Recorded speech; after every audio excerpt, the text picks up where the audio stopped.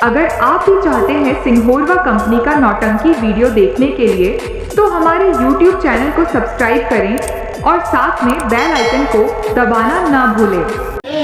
सुघर बालू तू सब कहेला कि बहुते सुघर बालू तू टोना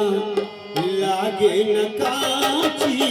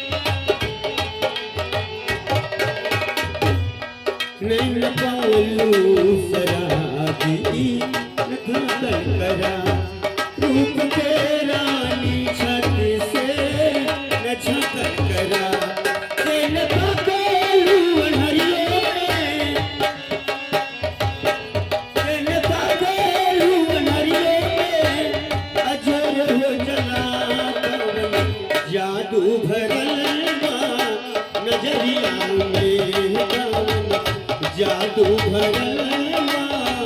नजरिया में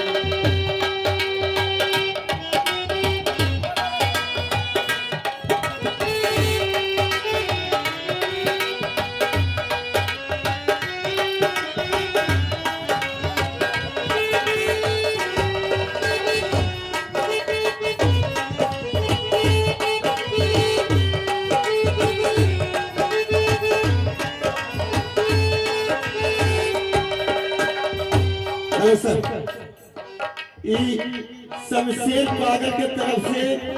101 रुपये पुरस्कार बा।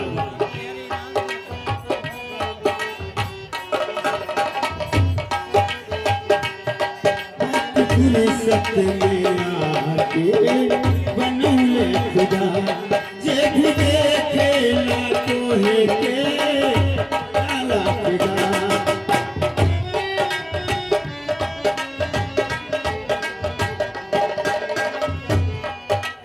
पूरी सत्य में तो है के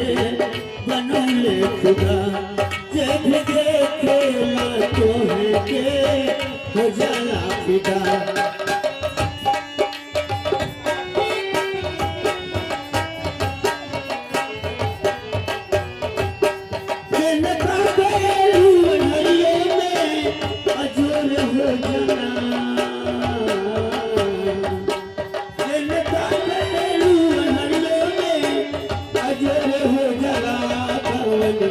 जादू भरल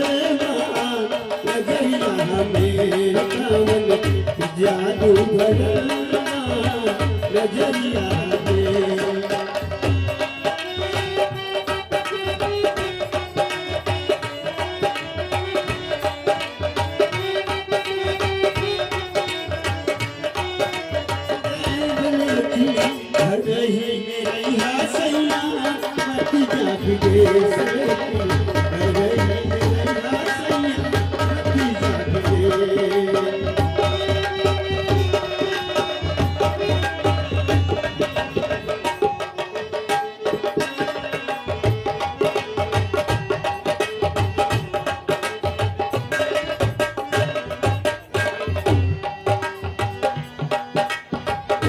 आई के आगे लोग बनवारी के साहू जी कोई के तरफ से का देने बात है